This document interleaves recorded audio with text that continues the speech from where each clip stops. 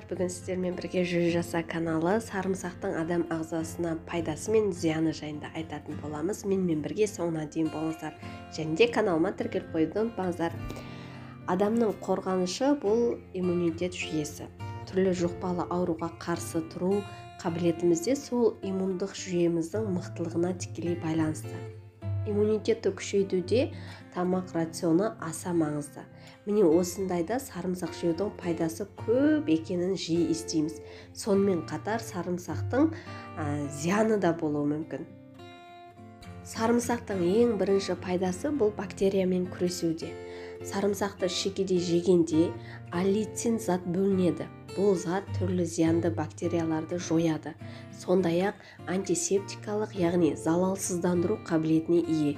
Егер сарымсақты қыздырса немесе ыстық суға салса, онда аллицин бөлінбейді.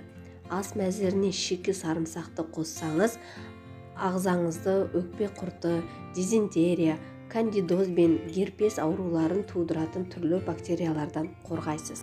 Екіншісі бұл қан тамырлардың қызметін реттейді. Сарымсақтың құрамындағы аллицин жүрек қан тамырлар жүйесінің қызметін реттейді. Күніне сарымсақтың бір бөлігін жесе, қан тамырларды нығайтып, қан айналымды жақсартып, залалды холестерин мөлшерін 10%-ға төмендетеді. Сәйкесінше қанның ұюын болдырмай, жүрек талмасының алдын алады. 12 апта бойына сарымсақты үзбей қолдану артериалды қан қысымын реттейді. Үшінші, қандағы қант мөлшерін төмендетеді. Қант диабетімен ауыратындар күнделікті сарымсақ жегені жөн. Сарымсақ қандағы қант мөлшерін 25%-ға төмендетеді. Бауырдағы инсулиннің ыдырауын баяулатады. Сонымен қатар қан тамырлары және күре тамырлардың жұмысын реттеп, қант диабетімен ауыратындардың жүрек қағысын жақсартады. Төртіншісі бұл иммунитетті күшейтеді. Сарымсақ вирусты ауруларды емдеуде және олардың профилактикасында таптырмас табиғи дәрілік құрал. Сарымсақты күнделікте пайдалану тұмау сырқаудың 60%-ын алдын алуға болатыны дәлелденген. Тұмаудың алдын алу немесе ауру қалған жағдайда емдеу үшін күніне 2-3 рет мұрынға сарымсақтың суын тамызған жақсы. Бесіншісі бұл қатерлі ісіктің алдын алу. Сарымсақ құрамындағы диалил сульфид, салил цистеин, күкірт мен селен ағзадағы шлакты сыртқа шығарып қана қоймай, қатерлі ісік жасушаларын өлтіреді. Зерттеулер нәтижесі сарымсақты күнделікті қолдану қатерлі ісіктің пайда болуын 20%-ға төмендететінін көрсеткен. Соның ішінде алтыншысы бұл ағзадағы паразиттермен күресуі. Аскаридозбен жер бетінде 1 миллиард адам ауырады екен. Бұл ересектер мен балаларда кездесетін ауру. Оны тудырушы аскарида, яғни ішек құрты. Ал сарымсақ ішек құрттармен күресудің табиғи әрі тиімді жолы. Сарымсақты шеке жеген жөн. Немесе 200 мл сүтке балаларға 70 мл бір бөлік сарымсақты салып, әбден жұмсарғанша қайнатыңыз. Жылы күйінде сүзіп алып, клизма жасау керек. Клизманы 1 апта күнделікті жатар алдында жасаған дұрыс. Жетіншісі бұл ас қорыту. Сарымсақ ас ішек жолдарына өте пайдалы. Оның күнделікті пайдалану асқазан сөлінің бөлінуін және темірдің дұрыс сіңуіне көмектеседі. Ас қорыту процесін жақсартады. Қарынның жұмысын реттейді, ішек жұмысын жақсартады, тәбетті көтереді. Алайда асқазан ойық жарасы және басқа да аурулардың асқынуына кезінде сарымсақты қолданбаған абзал.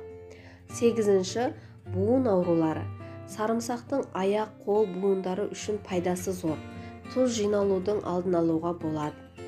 Зақымданған буынның тіндерін қалыпқа келтіреді. Сүйек майларының азаюын болдырмайды.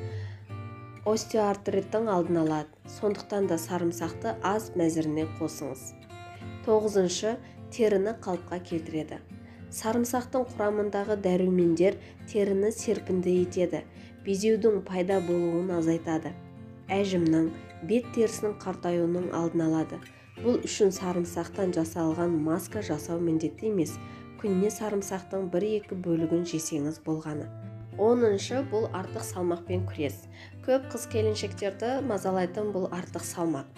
Көп адамдар салмақ тастайды, артынан диета ұстамаған жағдайда қайтадан салмақ қоса бастайды. Ал сарымсақпен арықтайтын болсаңыз, онда сіз сол қалыпты ұзаққа дейін сақтауға мүмкіндік береді. Сол үшін күніне 2-5 грамм сарымсақ жеген дұрыс. Бұл дегеніміз 1-3 тіс сарымсақ.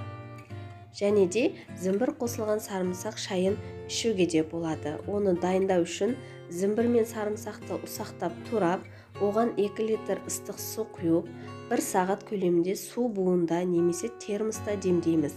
Артынша сүзіп алып, күні бойы аздаған мөлшерде бірнеше рет ішеміз. Сарымсақты кімдерге жеуге болмайды?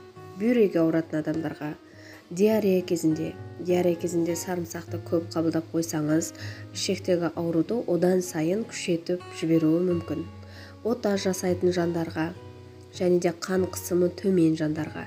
Сарымсақ қан қысымды түсіретін қасиеті бар. Сондықтан сарымсақты керісінше қан қысымы жоғары адамдар қабылдағаны дұрыс. Көз аурулары бар науқастарға да сарымсақты көп мөлшерде жеуге болмайды. Аяғы ауыр және бала емізетін аналарда көп мөлшерде қабылдамағаны жөн. Сарымсақ құрамы түрлі элементтерге өте бай. Десе де оны шамадан тыс жеуге болмайды. Әйтпесе уланып қаласыз. Күніне 8 тіс сарымсақты жесе қан кетеді. Сарымсақты аш қарынға жемеген жөн. Асқазан ауыратындар, ауру асқынған, не қозған кезде сарымсақты жемеген дұрыс. Сарымсақты көп жесе ішке газ көп жиналады. Жүрек айнып басы ауырады. Дене температурасы да көтеріледі. Сарымсақты балғын күйінде жеген жөн. Сонда ғана оның құнары мен пайдасы бойға дариды. Сондықтан мөлшерден тыс көп қолдануға болмайды. Сіздермен бірге болған 100 жаса каналы. Сауда саламат болыңыздар, 100 жасаңыздар, ауырмаңыздар достар.